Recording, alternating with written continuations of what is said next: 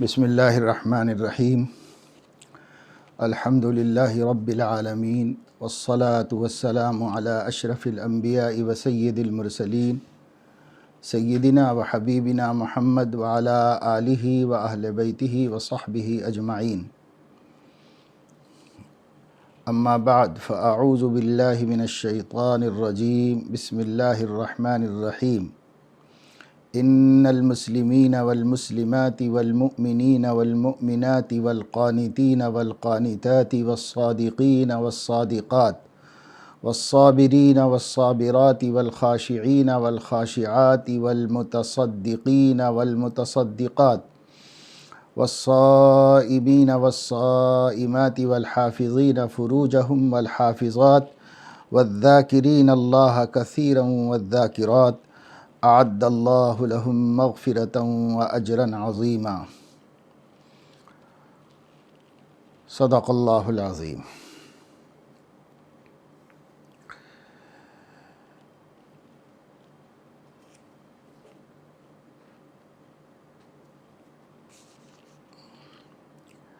آج سلسلہ تذکیر و موعظت کی چھٹی قسط ہے اور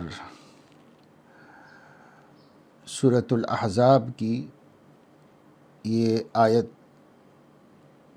تلاوت کی گئی ہے۔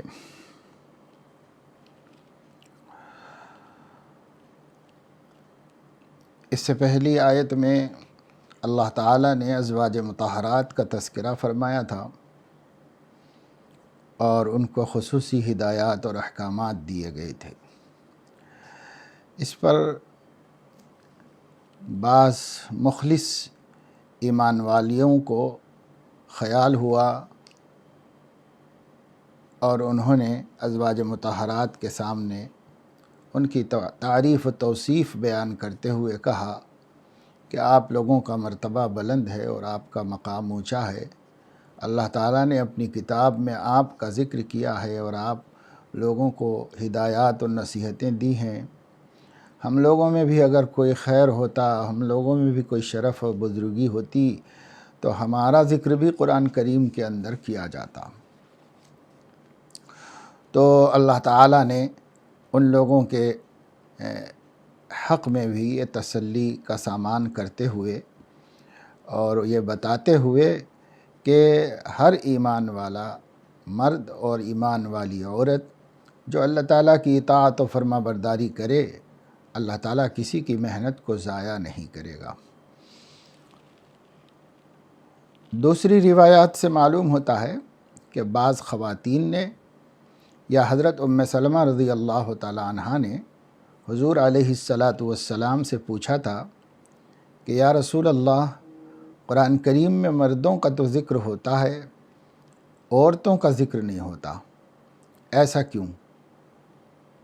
تو حضرت ام سلمہ رضی اللہ تعالیٰ عنہ فرماتی ہیں کہ ایک دن بھی میرے اس سوال کے بعد گزرنے نہیں پایا تھا کہ حضور علیہ السلام نے منبر پر یہ آیت پڑھ کر سنائی، یعنی اللہ تعالیٰ نے اپنے نیک بندیوں کی دلداری اور تسلی کا سامان کیا۔ ورنہ واقعہ یہ ہے کہ قرآن کریم میں جتنے احکامات دیے گئے ہیں اور جتنے احکامات نازل کیے گئے ہیں وہ مردوں کے ضمن میں عورتوں کے لیے بھی ہیں۔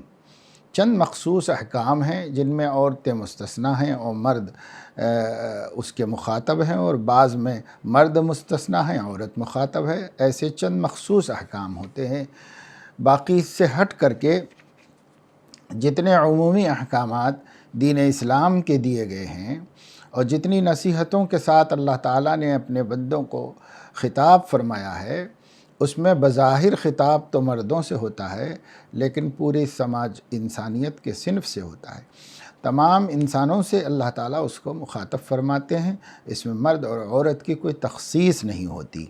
لیکن پھر بھی چونکہ دل میں بات آئی اور زبان پر اس کا ذکر آ گیا تو اللہ تعالیٰ نے اپنے ایمان والے نیک بندیوں کی تسلی و تشفی کا سامان کرتے ہوئے اس آیت میں جتنی دین کی عمومی اور اہم صفات ہیں ان صفات میں مردوں کو اور عورتوں کو علیحدہ علیحدہ ذکر فرمایا، تاکہ عورتوں کے دل میں بھی یہ بات بیٹھ جائے کہ جو بھی وہ اللہ کی بندگی کریں گی اس میں وہ مردوں سے کم نہیں ہیں، عقیدے میں، ایمان میں، دین میں، عمل میں، اخلاق میں مرد اور عورت کی کوئی تفریق نہیں ہے، اس کے سب مخاطب ہیں، اور جو جتنا عمل کرے گا اتنا زیادہ اللہ تعالیٰ کا مقرب بنے گا۔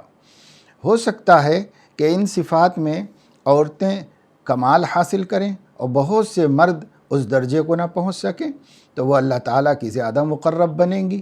صنف کو نہیں دیکھا جائے گا، ان کے مجاہدے کو اور ان کے تعلق مع اللہ کو اور ان کے ایمان کی کیفیت کو دیکھا جائے گا۔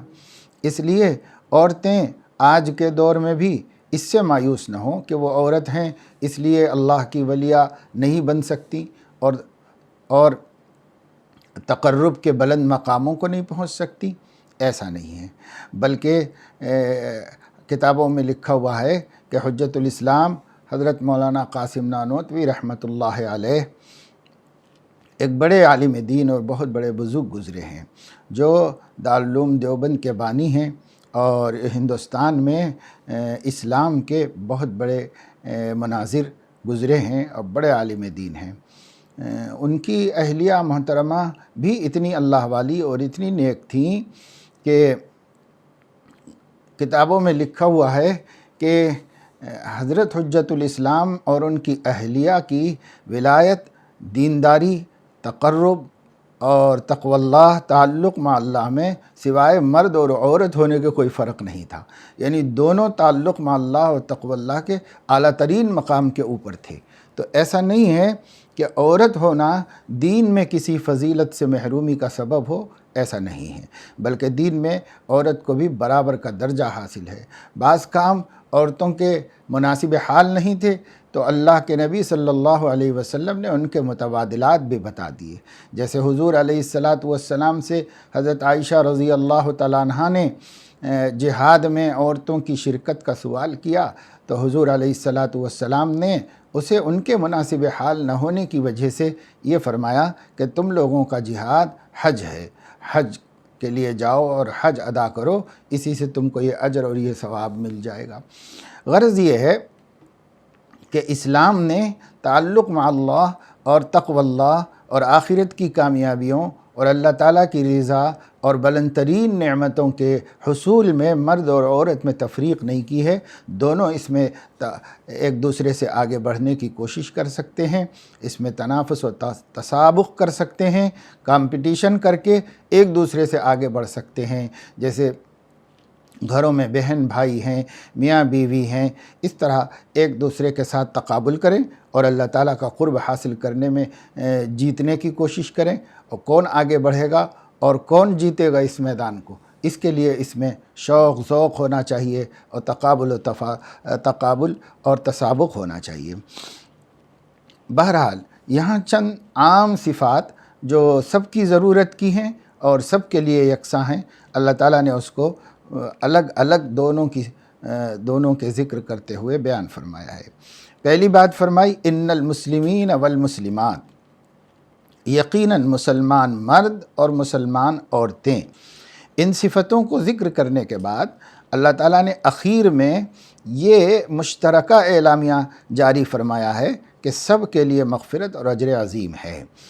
اب اسلام میں مرد کامل ہو یا عورت کامل ہو، جو بھی اس میں ترقی کرے، جو بھی آگے بڑھے، تو اور ایمان میں ایمان والے مرد، ایمان والی عورتیں، اور بندگی کرنے والے مرد اور بندگی کرنے والی عورتیں، یعنی اطاعت و فرما برداری میں کمال حاصل کرنے والے مرد اور کمال حاصل کرنے والی عورتیں، اسی طریقے سے سچ بولنے والے مرد اور سچ بولنے والی عورتیں، اور صبر کرنے والے مرد اور صبر کرنے والی عورتیں، اور خشوع اور عجز اور بندگی پیدا کرنے والے مرد اور اسی صفت کی حامل عورتیں، اور صدقہ خیرات کرنے والے مرد اور صدقہ خیرات کرنے والی عورتیں، روزے رکھنے والے مرد اور روزے رکھنے والی عورتیں، اپنی شرمگاہوں کی حفاظت کرنے والے مرد اور اپنے شرمگاہوں کی حفاظت کرنے والی عورتیں، کثرت سے اللہ کا ذکر کرنے والے مرد اور ذکر کرنے والی عورتیں۔ یہ صفات اللہ رب العزت نے یہاں پر عمومی ہیں، ان کو ذکر فرمایا ہے۔ یہ نہیں مطلب ہے کہ اس میں جتنے ذکر آ گئے ہیں اعمال کے، اس کے علاوہ اعمال کی کوئی اہمیت نہیں۔ اعمال اور احکام اپنی جگہ پر ہیں۔ یہاں اللہ رب العزت نے ایمان کی نمایاں اور اللہ تعالیٰ کے خاص بندوں کی جو نمایاں صفات ہیں ان صفات کا ذکر فرمایا ہے۔ اسلام کے معنی ہیں مطیع و فرما بردار ہو جانا۔ الاسلام گردن نہادن، اسلام مصدر ہے عربی کا اور اس کے معنی ہیں فرما برداری کے لیے گردن جھکا دینا اور اطاعت کے ساتھ حاضر ہو جانا، اس کو اسلام کہتے ہیں۔ اور ایمان، دوسری صفت ایمان کی بیان فرمائی۔ تو ایمان کیا ہے؟ ایمان دراصل تصدیق اور یقین کو کہتے ہیں، دل کا کسی چیز کی سچائی کو قبول کر لینا اور اس کا دعویٰ کرنا اور زبان سے اقرار، یہ ایمان ہے۔ ہمارا دل کہے اللہ ایک ہے، سیدنا محمد الرسول اللہ صلی اللہ علیہ وسلم اللہ کے رسول ہیں، قیامت کا دن برحق ہے، مرنے کے بعد اٹھائے جائیں گے، اللہ تعالیٰ حساب کتاب لے گا اور اس کے موافق بدلہ دے گا اپنے بندوں کو۔ اسی طریقے سے قرآن کریم اللہ تعالیٰ کی سچی کتاب ہے وغیرہ، یہ چیزیں جیسے ایمان مفصل میں 7 باتیں بیان کی گئی ہیں، یہ ایمانیات ہیں۔ ان ایمانیات کو ہم دل سے سچ سمجھیں اور زبان سے اس کا اقرار کریں، یہ ایمان ہے۔ اور اصلاً ایمان کی حقیقت دل کا کسی خبر کو سچا مان لینا ہے۔ اور کون سی خبر؟ جو سیدنا محمد الرسول اللہ صلی اللہ علیہ وسلم نے دی ہیں، ان کی دی ہوئی ہر خبر کو جو صحت کے ساتھ ہم تک پہنچی ہے، ہم اس پر یقین کریں اور اس کے اوپر ایمان لے آئیں، اس کو سچا مان لیں۔ اس کے سچا ماننے کو ایمان کہتے ہیں۔ ایمانیات کی بڑی تفصیل ہے۔ حضور علیہ السلام نے ایک حدیث میں فرمایا ہے کہ الایمان بضع و 70 درجۃ، یا الایمان بضع و 60 درجۃ، 60 کے اوپر یا 70 کے اوپر ایمان کے شعبے ہیں اور ان کے حصے ہیں، اور ان کو اگر سمیٹا جائے تو وہ 7 چیزیں ہو جاتی ہیں جو ایمان مفصل میں بیان کی گئی ہیں، اور اگر ان کو بھی سمیٹا جائے تو وہ 2 چیزیں ہو جاتی ہیں جن کو شہادتین کہتے ہیں، یعنی اللہ تعالیٰ کی توحید کا اقرار اور سیدنا محمد الرسول اللہ صلی اللہ علیہ وسلم کی رسالت کا اقرار، یہ 2 چیزیں۔ اور ان میں بھی پھر اگر بنیادی طور پر انبیاء علیہ السلام کی مشترکہ دعوت کو دیکھا جائے تو وہ توحید ہے۔ تو یہ ایک بات ہے جس کو توحید کہتے ہیں، یہ اصل الاصول ہے ایمان کی۔ اس کے بعد یہ تھوڑا سا آگے بڑھے گی تو پھر شہادتین کا اقرار ہے، لا الہ الا اللہ محمد الرسول اللہ، اور اس سے آگے بڑھیں تو پھر ایمان مفصل ہے جس میں 7 باتوں کا ذکر کیا گیا ہے۔ ان سب پر ایمان لانے کا حضور علیہ السلام نے ایک شخص کو ایمان کی حقیقت سمجھاتے ہوئے ذکر فرمایا ہے۔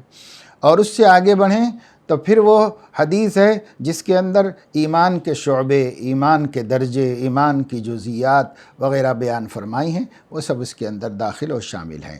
بہرحال ہمیں ایک مومن ہونے کے ناطے اپنے ایمان کی جو ہے وہ تحقیق کرنا، اس کے بارے میں معلومات حاصل کرنا اور اپنے ایمان کو مستحکم اور مضبوط کرنا اور اس پر اطمینان حاصل کرنا علماء کے ذریعے یا معتبر کتابوں کے ذریعے، یہ ضروری چیز ہے، کیونکہ ایمان پر سب کچھ دار و مدار ہے۔ آدمی کی مغفرت کا، نجات کا، اخروی کامیابی کا، سب کا مدار ایمان کے اوپر ہے۔ ایمانیات کے لیے آج کل بہت ہمارے بچے اور ہماری بچیاں اس میں ایمانیات میں بہت کمزور ہیں، ان کو اس کے بارے میں بنیادی معلومات تک بھی نہیں ہیں۔ اس لیے ہماری ذمہ داری بنتی ہے سرپرستوں کی، والدین کی، کہ وہ اسلام، ایمان اور یہ ایمانی صفات جن کو بطور خاص یہاں اللہ نے ذکر فرمایا ہے، اس کے بارے میں ان کی تعلیم کی جائے، تربیت کی جائے اور ان کے ذہن میں ایمانیات کو اس قدر گہرے طریقے پر بٹھایا جائے کہ دنیا کی کوئی مخالف ایمان طاقت ان کے ایمان کو نقصان نہ پہنچا سکے۔ بہرحال ایمان تصدیق قلب کا نام ہے اور زبان سے اس کا اقرار کرنا شرط ہے۔ اور اسلام وہ اطاعت و فرما برداری کا نام ہے۔ بعض حضرات نے کہا ہے کہ ایمان عقیدے کو کہتے ہیں اور اسلام عبادات کو اور احکام کو، باقی احکام کو پورا کرنے کو کہتے ہیں۔ حضرت علامہ انور شاہ کشمیری رحمۃ اللہ علیہ فرماتے ہیں ایمان اور اسلام ایک حقیقت ہیں لیکن ان کی مسافت الگ الگ، مسافت تو ایک ہے لیکن ان کی ابتدا اور انتہا الگ الگ ہے۔ فرماتے ہیں کہ ایمان جو ہے وہ قلب سے شروع ہو کر کے اعضاء و جوارح پر ظاہر ہوتا ہے، اور اسلام اعضاء و جوارح سے شروع ہو کر وہ قلب پر جا کر منتج ہوتا ہے، ختم ہوتا ہے۔ مطلب یہ ہے کہ انسان جب اسلامی اعمال کے مطابق اپنے آپ کو استعمال کرے گا اور زندگی گزارے گا تو یہ ظاہر کے اعمال باطن میں جا کر، دل میں جا کر ایمان کو مضبوط کریں گے، اور جب اندر ایمان ہوگا تو یہ ایمان اور یقین آدمی کو اعمال پر لگائے گا اور اللہ کی عبادت و بندگی و فرما برداری پر لگائے گا۔ تو ایمان کی ابتدا دل سے اور انتہا اعضاء و جوارح پر ہے، اور اسلام کی ابتدا اعضاء و جوارح سے اور انتہا دل کے اوپر ہے۔ بہرحال یہ دونوں چیزیں ایک دوسرے سے مل کر خود ہی مکمل ہو جاتی ہیں کہ ایمان اور اعمال دو چیزوں کا مجموعہ اسلام ہے۔ دین اسلام دو چیزوں کا مجموعہ ہے، عقائد جو اسلام نے بیان کیے ہیں جن کو ایمانیات کہا جاتا ہے، دوسرے عبادتیں اور اللہ تعالیٰ کے دیگر احکام کی تکمیل۔ تو عقائد کو ایمان کہتے ہیں اور اللہ تعالیٰ کے احکامات کو بجا لانے کو، اللہ رسول کی فرما برداری کرنے کو اسلام۔ تو یہ دونوں مل کر کے مکمل دین ہے ہمارا۔ ان المسلمین والمسلمات والمؤمنین والمؤمنات، جو اللہ تعالیٰ کے فرما بردار ہیں اور ایمان و یقین رکھنے والے لوگ ہیں۔ تیسری صفت ہے القانتین والقانتات۔ قنوت کہتے ہیں بندگی کو، سراپا اطاعت کو۔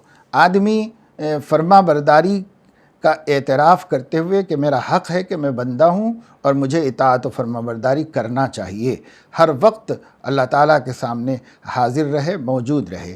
جیسے قرآن مجید میں فرمایا گیا نماز کے سلسلے میں کہ قوموا للہ قانتین، نماز میں سراپا اطاعت بن کر کھڑے ہو جاؤ، بندے بن جاؤ۔ اور بندے بننا یہ ہے کہ آدمی کو احساس ہو کہ میرا کوئی مالک ہے، میں اس کا مملوک ہوں۔ علماء فرماتے ہیں کہ اطاعت و فرما برداری کا ایک درجہ تو نوکری کرنا ہے، تو نوکر جو ہے وہ پھر بھی اپنا کچھ نہ کچھ حق رکھتا ہے۔ دوسرا درجہ غلامی کرنا ہے۔ غلام جو ہے وہ مالک ہوتا ہے، مملوک ہوتا ہے اور اس کا کوئی مالک ہوتا ہے، تو وہاں وہ اپنی مرضی نہیں چلا سکتا اور مالک کے سامنے وہ مطیع و فرما بردار ہوتا ہے، لیکن پھر بھی اس کے کچھ حقوق ہوتے ہیں۔ اس کے بعد درجہ جو ہے وہ بندہ ہونے کا ہے۔ بندہ کچھ بھی نہیں ہے، سب کچھ اس کا مالک ہے۔ اللہ تعالیٰ نے ہمیں پیدا کیا ہے۔ غلام کو اس کا آقا پیدا نہیں کرتا ہے، غلام کو اس کا آقا نے آنکھ، ناک، کان اور ساری صلاحیتیں اور قوتیں بخشی نہیں ہیں، بلکہ وہ اس کے جیسا ہی ایک انسان ہے، لیکن ایک خاص نظام کے تحت وہ اس کا زر خرید ہو گیا۔ لیکن بندہ جو ہے وہ اپنے آقا کا پیدا کیا ہوا ہے، مملوک ہے، محکوم ہے، مخلوق ہے، اس کا اپنا کچھ نہیں ہے۔ اس لیے بندگی اعلیٰ درجے کی چیز ہے، اس کو قنوت کہتے ہیں۔ والصادقین والصادقات، چوتھی صفت بیان کی گئی سچ بولنے والے مرد، سچ بولنے والی عورتیں۔ سچائی بڑی صفت ہے، بہت بڑی صفت ہے۔ سچائی ہر چیز میں ہوتی ہے۔ یہاں پر مفسرین نے دونوں صدق کا ذکر کیا ہے، ایک صدق فی القول یعنی گفتگو میں سچائی ہو، آدمی جب بولے سچ بولے، ایمان اور جھوٹ جمع نہیں ہوتے، اس لیے جب بھی بولے آدمی سچ بولے، سچ بول کے پریشانی اٹھائے، تکلیف اٹھائے، کوئی حرج نہیں، لیکن جھوٹ بول کے فتح پا جائے اور کامیاب ہو جائے تب بھی کوئی فائدہ نہیں ہے۔ الصدق ینجی والکذب یہلک، سچائی نجات دلاتی ہے اور جھوٹ ہلاک کرتا ہے۔ اس لیے یہ چوتھی صفت بیان فرمائی گئی ہے کہ سچ بولیں۔ ایک تو صدق فی القول ہوا، دوسرے ایک صدق فی العمل ہے، یعنی آدمی کا عمل بھی سچا ہو۔ عمل سچا ہونے کا مطلب یہ ہے کہ وہ صرف اللہ کی رضا کے واسطے ہو اور سنت کے مطابق ہو، تو یہ صدق فی العمل ہے۔ سچائی اللہ تعالیٰ کے احکام کو اللہ تعالیٰ کی رضا کے لیے بچا لایا جائے۔ 5ویں صفت ہے والصابرین والصابرات، صبر بھی انسان کی بہت بڑی ضرورت ہے، اس واسطے کہ صبر کے بغیر کوئی کام نہیں ہو سکتا۔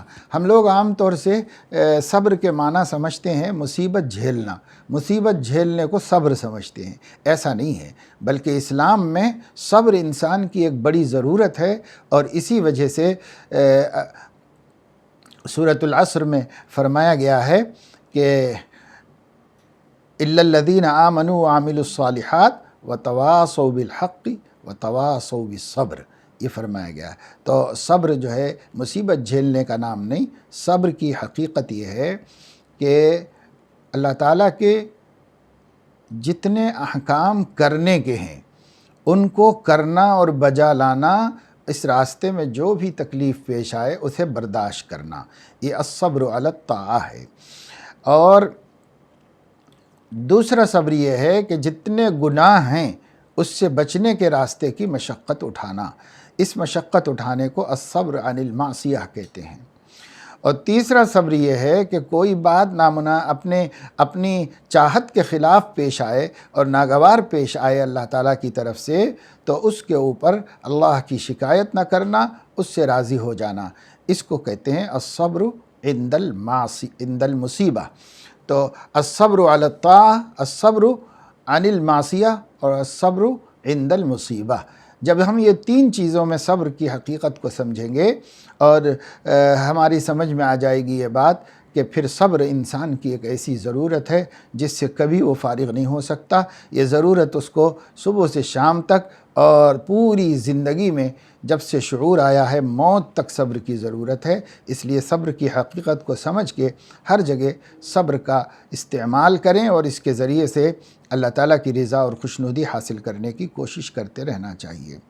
6ٹھی صفت بیان کی گئی والخاشعین والخاشعات، خشوع جو ہے وہ اصلاً ڈرنے کو کہا جاتا ہے، اور اللہ تبارک و تعالی شانہ سے اس کی عظمت کو دل میں محسوس کرتے ہوئے اس کی نافرمانی سے بچنا، اور راہ خدا کی مشقتوں کو اس لیے جھیل لینا کہ ایک عظیم رب کا حکم ہے، اور اس عظیم کی نافرمانی ہمارے لیے بہت بری بات ہوگی، اور اس کی پکڑ سے اور کی گرفت سے ہم بچ نہیں سکتے۔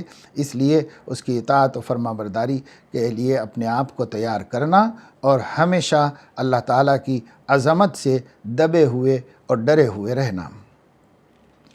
7ویں صفت ہے المتصدقین والمتصدقات، صدقہ خیرات کرنے والے مرد اور صدقہ خیرات کرنے والی عورتیں۔ صدقہ بھی بلاؤں کو ٹالتا ہے، مصیبتوں کو دور کرتا ہے۔ حدیث پاک میں آیا ہے کہ صدقہ ڈھال ہے دوزخ کے اور آدمی کے درمیان میں، جیسے ڈھال سے آدمی اپنی حفاظت کرتا ہے، صدقے کے ذریعے سے بھی اپنی حفاظت کی جاتی ہے جہنم کی آگ سے، اللہ کے غضب سے، اللہ کی ناراضگی سے صدقہ بچاتا ہے۔ اس لیے خیر خیرات کرتے رہنا چاہیے۔ صدقے کے لیے کوئی بہت بڑی رقم کی بھی ضرورت نہیں ہے، اور صدقہ جان کا ہوتا ہے یہ بھی غلط تصور ہے، بلکہ اسلام میں صدقہ کہا جاتا ہے اللہ کی رضا کے لیے کسی کی بھی مدد کر دینا، کسی بھی طرح کر دینا، یہ صدقہ کہلاتا ہے۔ بلکہ مسلمان سے اچھی بات کرنے کو اور مسکرا کے ملنے کو بھی صدقہ کہا گیا ہے حدیث میں، گری پڑی چیز کسی راہگیر کی اٹھا کے دے دینے کو بھی صدقہ کہا گیا ہے، امر بالمعروف نہی عن المنکر کو بھی صدقہ کہا گیا ہے۔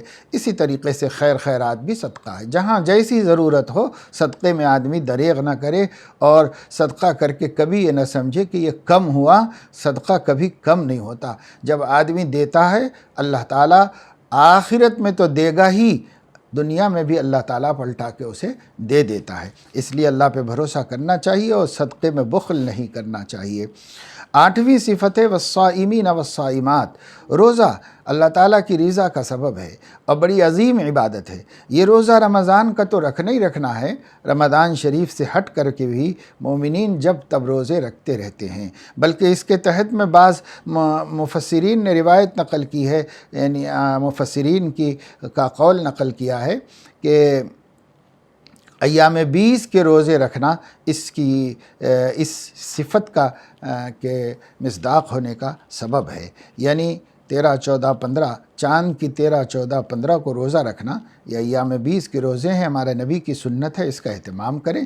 جس کو موقع ہو پیر جمعرات کے روزے کا بھی اہتمام کریں۔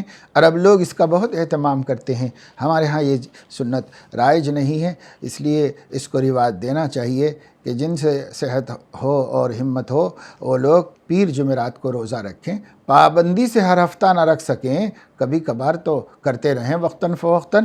پیر جمعرات کا روزہ ہے، ایام 20 کے روزے ہیں، یہ نفل روزے رکھتے رہنا چاہیے۔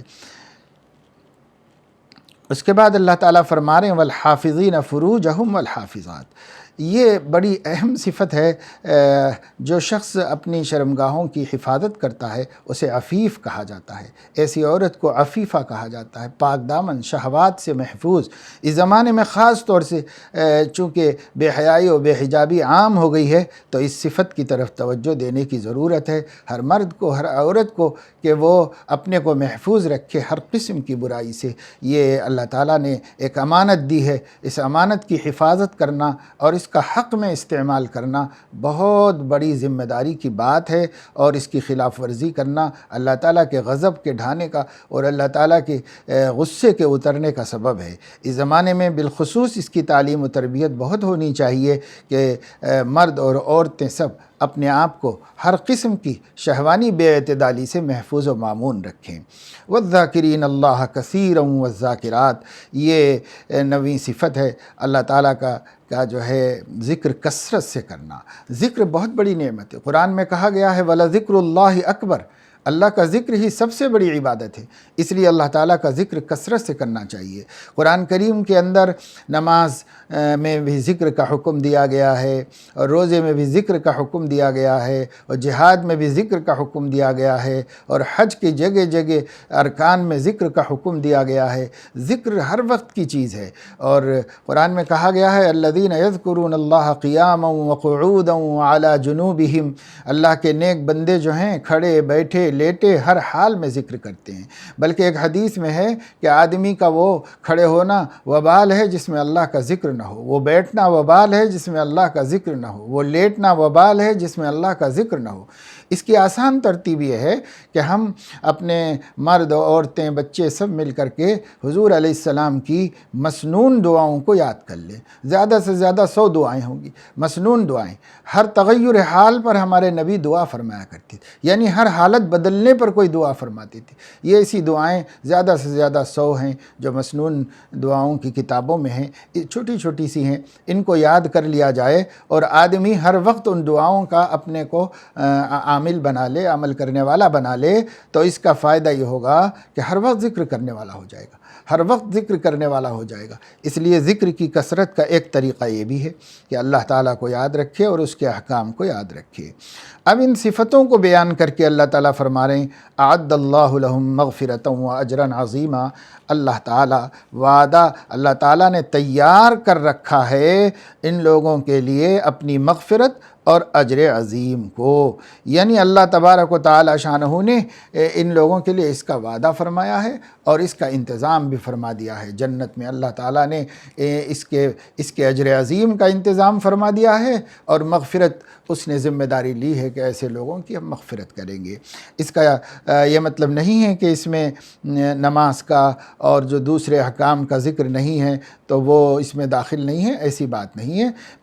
پہلا جو لفظ ہے ان المسلمین والمسلمات، اس میں سارا دین آ گیا ہے، سارا دین ایمان اور اسلام سے جڑے ہوئے ہیں، اس لیے یہ سارے احکام جو اس میں مذکور نہیں ہوئے وہ بھی اس میں داخل ہیں، لیکن یہاں چونکہ صرف عورتوں کی تسلی و تشفی مقصود تھی کہ اللہ تعالیٰ قرآن میں آپ کا بھی ذکر کر رہے ہیں اور آپ کی صفات کا بھی ذکر کرنے جا رہے ہیں، تاکہ آپ لوگوں کی دلداری رہے اور آپ لوگوں کو یہ تسلی رہے کہ اللہ تعالیٰ صفات ایمان کے سلسلے میں مرد اور عورت کی تفریق و تمیز نہیں کرے گا قیامت کے دن، بلکہ اللہ رب العزت ہر ایک کے مجاہدے کا پورا بدلہ بدلہ دے گا، چاہے وہ مرد ہو چاہے وہ عورت ہو، کسی کے اجر کو ضائع نہیں کرے گا اور کسی کی محنت کو رائگاں ہونے نہیں دے گا۔ اللہ تعالیٰ اپنے فضل و کرم سے ہمیں توفیق نصیب فرمائے کہ اس ملی ہوئی مہلت کے اندر یہ ساری صفات سمجھیں اچھی طریقے سے اور اپنے اندر پیدا کریں اور جائزہ لیں کہ کیا ہم ان صفات سے متصف ہیں۔ اگر ہم ان صفات سے متصف نہیں ہیں تو جلد از جلد اپنے اندر ان صفات کو پیدا کرنے اور اس سے اتصاف پیدا کرنے کی کوشش کریں۔ اللہ تعالیٰ اپنے فضل و کرم سے مجھے آپ کو سب کو توفیق عمل نصیب فرمائے، آمین۔ وآخر دعوانا الحمد للہ رب العالمین۔